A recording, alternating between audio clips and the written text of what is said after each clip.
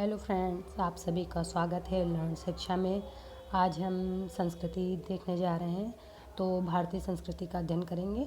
तो इस क्रम में हम सबसे पहला टॉपिक देखने जा रहे हैं भारतीय वास्तुकला, मूर्तिकला और मृदभांड। ये सब टॉपिक है। कोर टॉपिक है इसका दृश्य कला। कला कई प्रकार की होती हैं, दृश्य कला, श्रव्य कला। तो इस प्रकार जो क्रम होता है तो उनमें हम पहला देखेंगे दृश्य कला, और दृश्य कला के अंतर्गत भारतीय वास्तुकला, मूर्तिकला और मृदभांड। तो हमने पहले भी ये चीज़ डिस्कस करी है कि कुछ भी पढ़ने से पहले हमें ध्यान देना होगा कि हम जो भी देखने जा रहे हैं उसमें उन वर्ड के मतलब क्या है। तो यहाँ पे हमें देखना होगा भारतीय वास्तुकला क्या है, मूर्तिकला क्या है और मृदभांड क्या है। तो पहले वास्तुकला का मतलब पता होना चाहिए, मूर्तिकला का और मृदभांड क्या है। तो वास्तुकला क्या है? वास्तुकला किसी भी एक संरचना का मतलब वास्तुकला होती है। जैसे मंदिर है, एक टेम्पल है, टेम्पल कैसे बना है उसकी संरचना वास्तुकला के अंदर आती है। और ये 2D ये 3D होती है। और जो मूर्तियाँ होती हैं वो 2D और 3D दोनों तरीके की हो सकेंगी, पर लेकिन ज़्यादा अहम होती हैं ये 3D होती हैं। तो जैसे मूर्तिकला जो होती है वो एक जो होती है वो हमारी जो रचनाएं होती हैं, जो कलात्मक रचना होती है उसको हम मूर्तिकला में लाते हैं। जैसे मैंने कोई एक अच्छी सी कल्पना की कि राम भगवान ऐसे दिख रहे हैं, तो मैं उसको एक मूर्ति जब बनाऊंगी तो अपनी क्या कलात्मक रचना को आराम से उसको दिखा सकती हूँ। और फिर जो वास्तुकला होगी वो कई चीज़ों से निर्मित होगी। जैसे कि हमें पता है डिज़ाइन या निर्माण होता है वास्तुकला, तो ये कई चीज़ों से होगी। इसमें जैसे एक मंदिर बन रहा है या एक मस्जिद बन रही है या कोई भी भवन निर्माण हो रहा है, तो वहाँ क्या होगा, वहाँ पत्थर भी यूज़ होगा, लकड़ी भी यूज़ होगी, धातु भी यूज़ होगी। हाँ, मतलब कई चीज़ें मिलके एक चीज़ संरचना निर्माण होगी। पर लेकिन मूर्तिकला में क्या है, एक ही चीज़ से, एक ही सामग्री से एक मूर्ति का निर्माण होगा। और मृदभांड भी एक ही सामग्री से बनता है। मृदभांड क्या होता है? मृदभांड जिनका हम उपयोग कर अपने दैनिक जीवन में करते हैं, यानी कि आम आदमी के लिए भी प्रयोग में आती हैं। तो इस प्रकार हम समझ गए। वास्तुकला के उदाहरणों में मंदिर, ताजमहल, लाल किला ये सब आ जाएंगे। और मूर्तिकला में नटराज की मूर्ति, हाँ, और कई सारी मूर्ति, बुद्ध की मूर्तियाँ, भगवान की मूर्तियाँ, कई सारी मूर्तियाँ आ जाएंगी। चलिए, हमने सटीक अर्थ समझ लिया है और हमने अपने टॉपिक को समझ लिया है, तो टॉपिक को पढ़ने में आसानी होगी। अब आप बताइए कि ये क्या है, वास्तुकला के अंदर आएगी कि मूर्तिकला के अंदर आएगी? तो ये आप सोचिए, पर ये आएगी मूर्तिकला के अंदर। ये क्या है? एक मूर्ति है, तो यानी मूर्तिकला हो गई। हाँ, आगे देखते हैं ये क्या है। ये देखिए गौर से, ये सब क्या है? मूर्तिकला। देखिए इनमें कौन सा सामग्री यूज़ हुई। इसमें पत्थर, आकाश में पत्थर या पत्थरों के जुड़ाव से बना हुआ है। पर जहाँ तक हमें लग रहा है ये सब आकाश में पत्थर में बारीकी से तराश करके बनाई गई मूर्तियाँ हैं। ठीक है, इस प्रकार ये सब मूर्तिकला के अंतर्गत आएंगी। ये क्या है? ये किसका उदाहरण है? ये है वास्तुकला का उदाहरण। ये है द्राविड़ आर्ट, यानी दक्षिण की आर्ट है, दक्षिण की कला है। और ये वास्तुकला का उदाहरण है। ये बड़ा सा जो बना हुआ है इसे बोलते हैं द्वार या गोपुरम, वहाँ पे गोपुरम बोला जाता है। और ये ताजमहल भी वास्तुकला का उदाहरण है। तो अब यहाँ पे दिया गया है वास्तुकला और मूर्तिकला के बीच अंतर। तो वास्तुकला बात हो गई है कि ये डिज़ाइन और निर्माण को संदर्भित करता है। वहीं मूर्तिकला त्रिआयामी होते हैं। वास्तुकला विभिन्न प्रकार की सामग्रियों का मिश्रण है और मूर्तियाँ एक प्रकार की सामग्री का। और वास्तुकला में अभियांत्रिकी का यूज़ होता है, यानी कि इंजीनियर्स लगते हैं, उनको अपना अध्ययन करते हैं कि कैसे क्या बनाना चाहिए, कितने आयाम पे बनाना चाहिए, इतने की फुट की दीवार होनी चाहिए तो इतने फुट का ये होना चाहिए, इतने में मेहराब बनाना चाहिए, इतने में लिंटर बनाना चाहिए ताकि ये बिल्डिंग आसानी से टिकी रहे, भूकंप आए तो ये गिरे नहीं। तो इस प्रकार की क्या लगती है? अभियांत्रिकी और गणितीय अध्ययन लगता है बिल्डिंग बनाने में। मूर्ति में क्या लगता है? रचनात्मकता और कल्पना और सटीक मापन के आधार पर निर्मित किया जा सकता है। उदाहरण क्या होंगे? वास्तुकला में ताजमहल, लाल किला, मूर्तिकला में नटराज नर्तकी की मूर्ति। अब आते हैं भारतीय वास्तुकला। तो भारतीय वास्तुकला में बात करें तो भारतीय वास्तुकला का वर्गीकरण कई प्रकारों में किया गया है। तो हम आज देखने जा रहे हैं प्राचीन भारत की वास्तुकलाएँ। तो अगर इन पे देखें तो कितने वर्गीकरण हैं। तो पहला है प्राचीन भारत की वास्तुकला, फिर मध्यकालीन की, फिर आधुनिक कालीन। तो प्राचीन कालों को बांटा गया हड़प्पाई, मौर्यकालीन, मौर्योत्तर, गुप्तकालीन और दक्षिण भारतीय कला। तो आज हम देखने जा रहे हैं हड़प्पाई कला और वास्तुकला। तो सबसे पहले गंगा घाट के किनारे एक सभ्यता का उद्भव हुआ जिसे कहते हैं सिंधु सभ्यता। और सिंधु सभ्यता में एक नगर था जिसे बोलते थे हड़प्पा नगर। तो हड़प्पा नगर को पहले खोजा गया, तो उस आधार पे सिंधु घाटी की सभ्यता को हड़प्पा सभ्यता भी कहा जाता है। और हड़प्पा सभ्यता में जो वास्तुकला का उदाहरण मिलता है, जो भी वहाँ पे खोजा गया, जो भी चीज़ें मिली, वो इतनी अद्भुत थी कि उनको लगा कि ये कहीं ना कहीं हमारी जो संस्कृति है उसको दिखा रही कि कितनी समृद्ध संस्कृति थी हमारी। तो जो भी सिंधु घाटी सभ्यता विश्व की प्राचीनतम सभ्यताओं में से एक है। वो सभ्यता जो है वो अब बहुत उत्कृष्ट है। तो हम उसकी सभ्यता के देख रहे हैं, देखिए जैसे मोहर हैं ये सब। और ये देखिए सभ्यता का चित्र। आज भी हमें इस तरह के नगर देखने को मिलते हैं। गाँव में जाएं तो क्या हमें इतनी सुव्यवस्थित सुगठित व्यवस्था देखने को मिलती है, सुव्यवस्थित व्यवस्था देखने को मिलती है। कहीं हम देखते हैं गाँव में कहीं भी नाली बनी हुई है, कहीं नाले का इंतजाम एक जगह है तो इधर की नालियों का भी इसमें पानी जा रहा है, तो यानी रोड को क्रॉस कराना पड़ता है, तो रोड में हरदम पानी भरा रहता है कहीं कहीं। तो यानी इस तरह की व्यवस्थाएं नहीं, पर लेकिन इसमें देखें तो एक सुव्यवस्थित व्यवस्था दिखाई दे रही है। जैसे यहाँ की गली यहाँ पे गई है, यहाँ इस तरह की, यहाँ पे समकोड़ों पे देखिए सड़कें हैं। तो इस प्रकार की चीज़ें वहाँ पे सुव्यवस्थित ढंग से थी। तो चलिए हम इसको देखते हैं, हड़प्पा कला और वास्तुकला। तो जो भी हड़प्पा कला थी वो ईसापुर तीसरी सहस्त्राब्दी के द्वितीय अर्धांश में सिंधु नदी के तट पर एक समृद्ध सभ्यता का प्रादुर्भाव हुआ, जैसा हमने समझ लिया है। तो अगर हम संस्कृति पढ़ रहे हैं तो संस्कृति में हमें देखना है वास्तुकला। तो वास्तुकला का अर्थ हमें पता है, निर्माण एंड संरचना।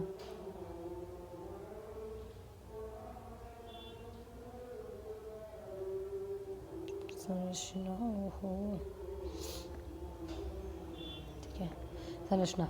तो हम देखते हैं इसमें, तो पहले तो इसकी जो सिंधु घाटी सभ्यता थी वो क्या थी, वहाँ पे जीवंत कल्पना थी, कलात्मक संवेदनशीलता। इस जो ये सभ्यता थी यहाँ पे जीवंत कल्पना और कलात्मक संवेदनशीलता इस सभ्यता में देखा गया। यहाँ पे अनेक प्रकार की मूर्तियाँ, मोहरे, मृदभांड, आभूषण पाए गए। यहाँ पे हड़प्पा और मोहनजोदड़ो में शहरी नियोजन देखा गया, सड़क का नियोजन देखा गया, नेट मकान देखे गए, जल निकास प्रणाली को देखा गया। इस प्रकार कई चीज़ें देखी गई। तो हमें पता चला कि हड़प्पा सभ्यता जो थी वो एक समृद्ध सभ्यता थी और वो हमारी वास्तुकला और जो कला है उसको उसकी एक प्राचीन पहचान रखती है। पहचान मतलब हमारी वहीं से स्टार्ट होती है। तो अब यहाँ पे कुछ दिए गए हैं, सिंधु घाटी सभ्यता के महत्वपूर्ण स्थल और पुरातात्विक प्राप्तियाँ। यानी कि जो महत्वपूर्ण स्थल थे, जैसे हमने बताया वो गंगा नदी के किनारे उत्पन्न हुई, तो वहाँ पे कई सारे नगर थे। तो इन सबको मिला के एक संस्कृति थी जो सिंधु सभ्यता कहलाई। तो अब हम इन नगरों में देखेंगे कौन कौन से नगर थे और वहाँ से क्या क्या प्राप्त हुआ। तो पहला है पाकिस्तान में हड़प्पा। तो जो हड़प्पा नगर है वो रावी नदी के किनारे कहाँ पड़ता है, पाकिस्तान में पड़ता है। ये क्वेश्चन डायरेक्ट पूछते हैं कि हड़प्पा किस नदी के किनारे पड़ता है और वर्तमान में वो कहाँ है। तो इस तरह के क्वेश्चन में हमें यह ध्यान रखना है, वो पाकिस्तान के में पड़ता है हड़प्पा, रावी नदी के किनारे। यहाँ पे 6 अन्नगारों की 2 कतारें मिली, लिंग योनि के पाषाण प्रतीक मिले, मातृ देवी की मूर्ति मिली, पुरुष धड़ की खुदाई में प्राप्त किए गए मूर्तियाँ मिली। तो हमें जो मेन है वही हम प्रमुख हैं उनका ही अध्ययन करेंगे ताकि हम आसानी से याद कर सकें। फिर है पाकिस्तान में मोहनजोदड़ो। अब आता है कि मोहनजोदड़ो जो था नगर वो कहाँ है, तो वो आज के पाकिस्तान में है और सिंधु नदी के तट पर है। वहाँ से वृहद स्नानागार मिला और समाधान मिले, दाढ़ी वाले पुजारी की मूर्ति, नर्तकी की प्रसिद्ध कांस्य मूर्ति और पशुपति मोहर। अभी हम देखेंगे पशुपति मोहर और नर्तकी की प्रसिद्ध कांस्य मूर्ति का अध्ययन अलग से किया जाता है क्योंकि ये बहुत ही आकर्षक चीज़ें थी और वास्तुकला और मूर्तिकला में अच्छा योगदान देती हैं। और फिर है गुजरात में धौलावीरा, गुजरात का धौलावीरा। और इसमें क्या खोज हुई, यहाँ पे क्या क्या मिला, तो विशाल पानी के कुंड, जलदोहन प्रणाली यहाँ पे मिली।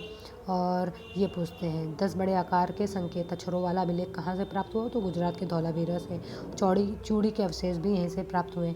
और गुजरात में लोथल को सिंधु घाटी का मैनचेस्टर कहा जाता है, क्योंकि लोथल में बहुत बड़ा गोदीवाड़ा था, यानी कि गोदीवाड़ा जहाज़ बनाने का स्थान, ऐसे पोर्ट भी कहते थे, पोर्ट। तो पोर्ट यानी बंदरगाह।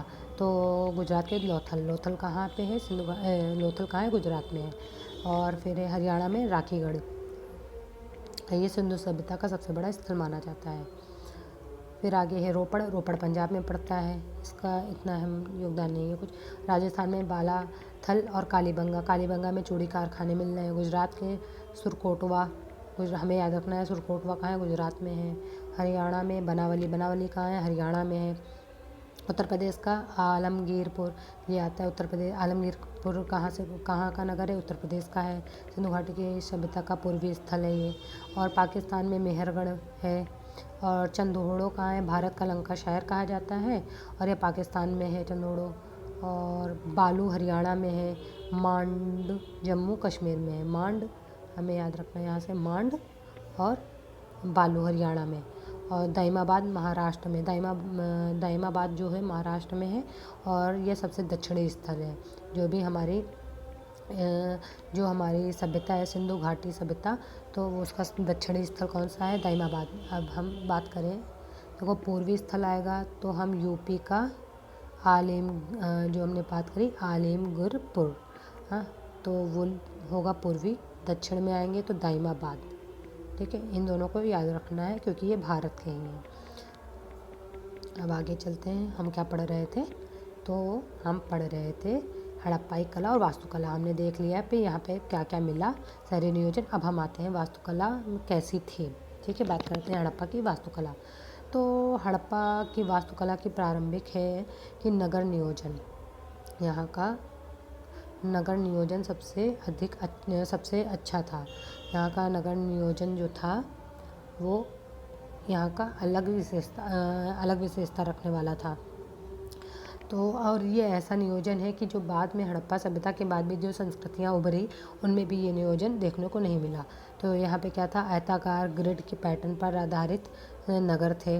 बताया मैंने, आयताकार ग्रिड पर आधारित नगर थे, ऐसे थे। उनकी नालियाँ निकल रही थी, जुड़ी हुई नालियाँ थी। और सड़कें उत्तर दक्षिण पूर्व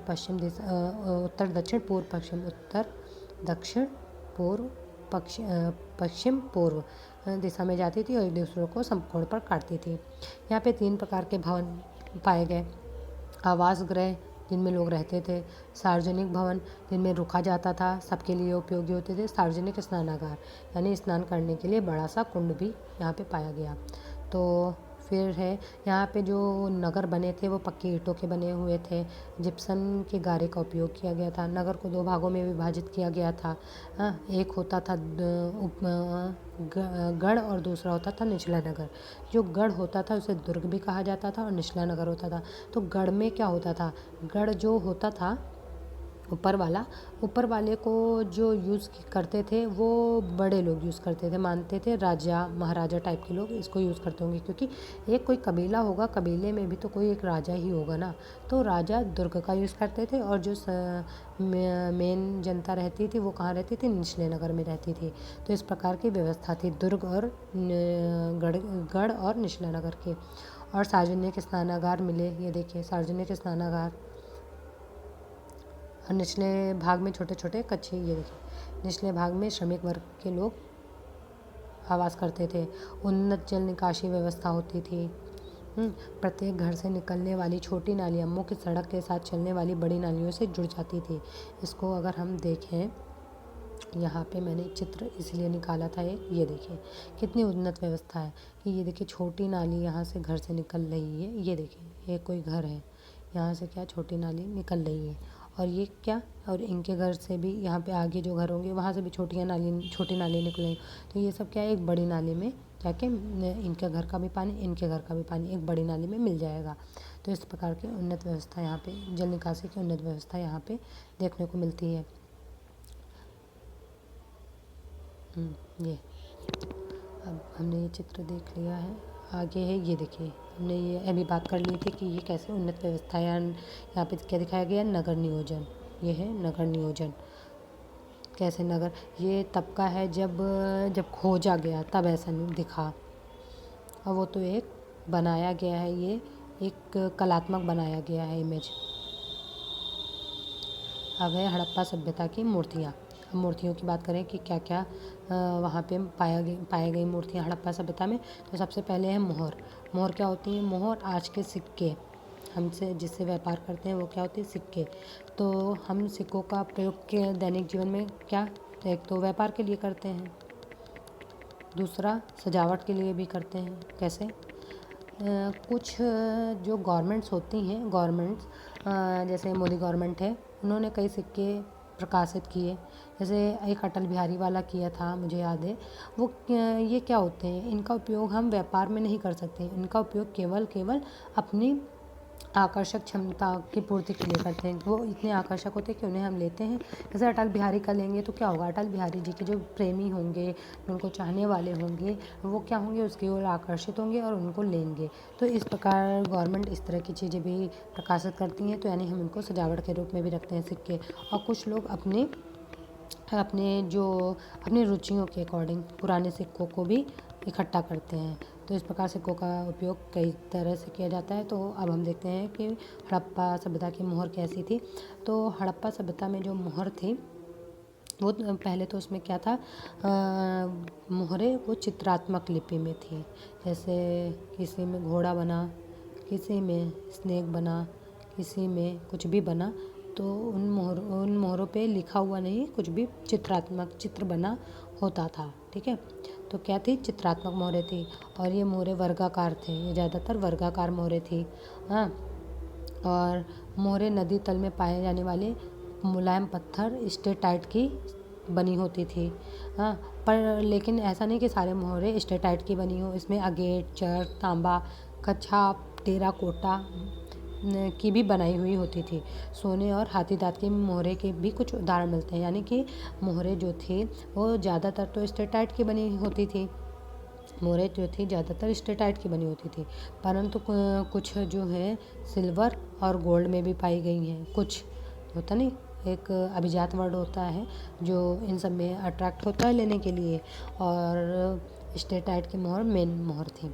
अब है चित्रात्मक लिपि भी हमने समझ लिया कि ये कैसी थी, चित्रात्मक, जिन्हें अभी तक पढ़ा भी नहीं गया है। चित्रात्मक लिपि यानी अभी भी सिंधु सभ्यता की जो भी चीज़ें हैं, जो भी मूर्तियाँ या जो भी चीज़ प्राप्त हो रहा है, अगर उसमें लिपि है तो सिंधु सभ्यता की लिपि अभी तक पढ़ी नहीं गई है। यानी कि अभी हम उससे बहुत कुछ चीज़ों में अज्ञात बने हुए हैं।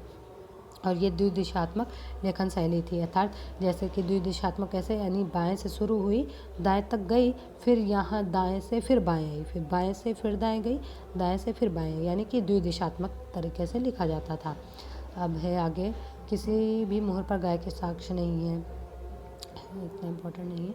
हाँ, एक जैसे कुछ मोहरें हमें प्राप्त हुई जिनमें एक छेद था।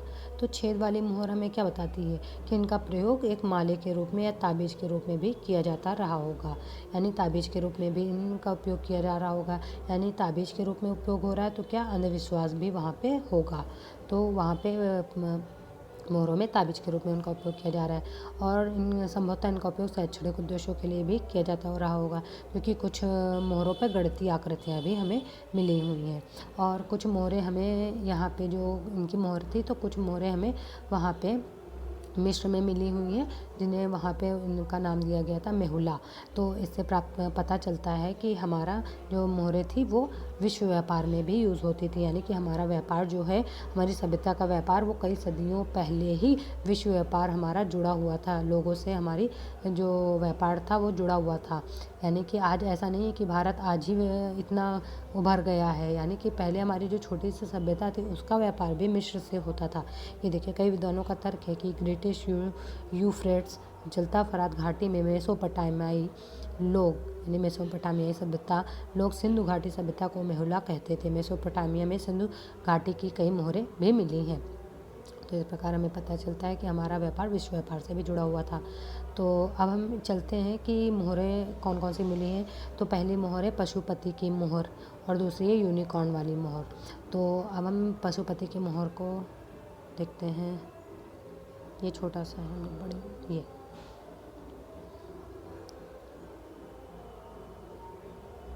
ये है पशुपति की मोहर। तो पशुपति की मोहर में क्या क्या वर्णित है, चलिए देखें।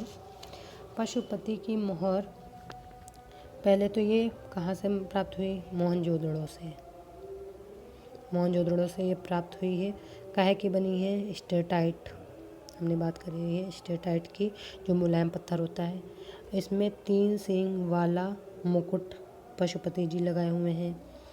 और अब इसमें बात करें कौन कौन से पशु हैं, तो यहाँ पे बाईं तरफ एलिफेंट है, हाथी है। और इसके दाईं तरफ ये देखिए, इसके नीचे ही बाईं तरफ ये क्या है? बाघ है। ठीक है, बाघ है। ऊपर हाथी है, नीचे बाघ है। बाईं तरफ ये है, लेफ्ट साइड बाईं तरफ ये है। अब राइट साइड में बात करें क्या है, तो राइट साइड में 3 सींग गैंडा है। ये देखिए गैंडा, 1 सींग वाला गैंडा है और भैंस है। तो हमसे पूछते हैं कि पशुपति की चित्र में कौन कौन से जानवर हैं? हाथी, बाघ, गैंडा, भैंस और 2 और जानवर हैं। 5 टोटल 5 जानवर हैं। ये देखिए 2 हिरन नीचे की तरफ दिखाई दिए गए हैं। तो इस तरह पशुपति की मोहर में क्या है? सारे चित्र ही हमें दिख रहे हैं, चित्रात्मक लिपि है, तो सारे चित्र ही इसमें अंकित किए गए हैं। और ये कहाँ से प्राप्त हुई? मोहनजोदाड़ो से प्राप्त हुई है। अब चलते हैं दूसरी और मोहरें देखते हैं। ये देखिए हड़प्पा सभ्यता की कई मोहरें यहाँ पे दिखाई गई हैं। यहाँ देखिए हिरन। अब यहाँ पे ये कौन सा एनिमल है? यहाँ पे कई सारे एनिमल दिए गए हैं। ये देखिए सब में चित्र ही बने हुए हैं। अब चित्रों का मतलब क्या है अभी तक वैज्ञानिक भी नहीं पता लगा पाए, यानी ये अज्ञात लिपि है और यानी कि अभी हम इन सब से